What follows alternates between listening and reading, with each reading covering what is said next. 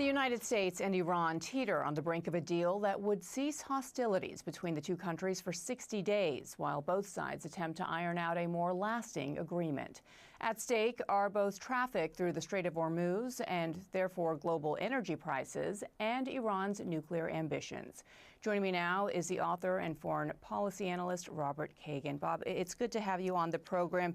You have been quite critical of this war in a number of articles that you've written for The Atlantic magazine. The most recent headline, Trump's endgame is surrender. An earlier piece is subtitled, Washington can't reverse or control the consequences of losing this war. But the main issue Trump says he went to war over is Iran's highly enriched uranium. And that is still to be negotiated, even if this deal or this memorandum of understanding is signed. So how is that defeat, let alone irreversible, when the central question is still at play here? Well, that is not the defeat. I think that, what's happening and what happens or doesn't happen with the HEU remains to be seen. I'm guessing probably nothing is going to happen, but the defeat has to do with the Strait. By the way, I'm quite skeptical that we're at the brink of an agreement, because the Iranians are not going to allow the Strait to be turned back to the way it was before the war began. They're not going to return it to being an international waterway. It's going to be open, but it's going to be open under new management, namely Iranian management. And that is a game changer in the region and in the world, because it gives Iran the power to punish nations who are not behaving the way it wants to. It gives Iran control over who gets in the Strait and who doesn't get in the Strait, who has difficulty getting through and who doesn't. And that is going to have a major effect on the geopolitical situation. Yeah, Iran has definitely proven that they can choke off the Strait of Hormuz and that the U.S. can essentially do nothing to stop them. Do you buy this narrative that the president wasn't aware that this would be the leverage that Iran would go to if put in this position? This is something that a number of military experts, political experts for decades have been warning of. How do you think this happened?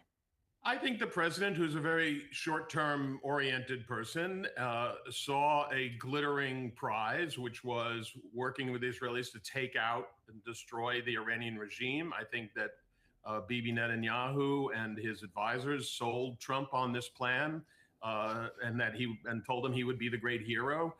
And he didn't think about the next day too much. But I'm fairly confident that he was told by his advisors that this was a problem. At least they would have been horribly remiss in their duties if they had not told him, because every administration for decades has considered this question and come out with the answer that this is the problem, that Iran would be able to retaliate in ways that we would find unacceptable. So that was one of the turns to our doing this.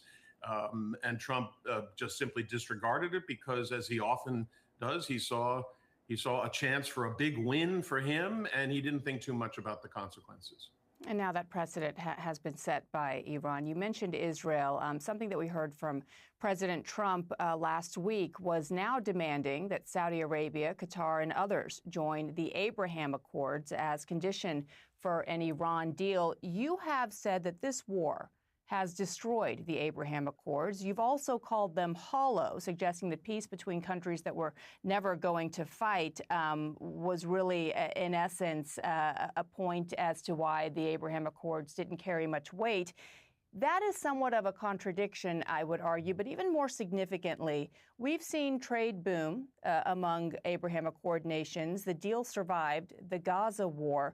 So how does that not cut against your argument? Well, whatever the virtues of the Abraham Accords, I'm not saying they had no virtues. I just don't think they were very significant in terms of keeping peace. But that's beside the point. The fact is, the Abraham Accords are dead now. The United States has demonstrated to the Gulf allies, and Israel has demonstrated to its Gulf allies or its Gulf friends, that we are incapable of protecting them in this situation. They took a pounding.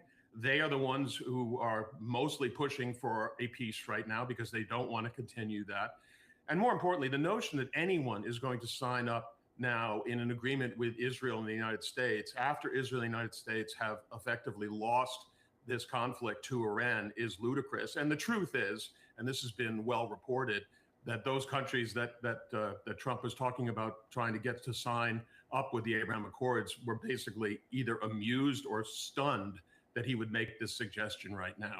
Israel's a pariah in the region, and no one, least of all the Saudis, are now going to be signing up for the Abraham Accords. This is part of Trump's, self-delusion or attempt to delude the rest of us.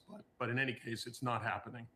Yeah, the reporting said that this demand was met with stunned silence. But then what do you say to those who point to the strengthened ties that we've seen between Israel and the UAE in particular?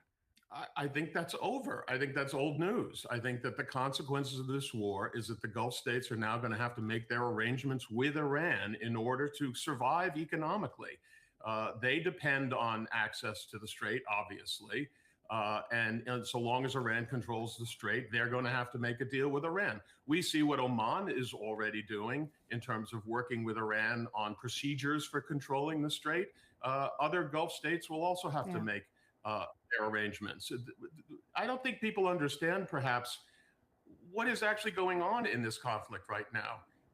We lost this war back in March when Trump decided he didn't want to suffer or didn't want to see the region suffer from Iranian attacks. He called for the ceasefire.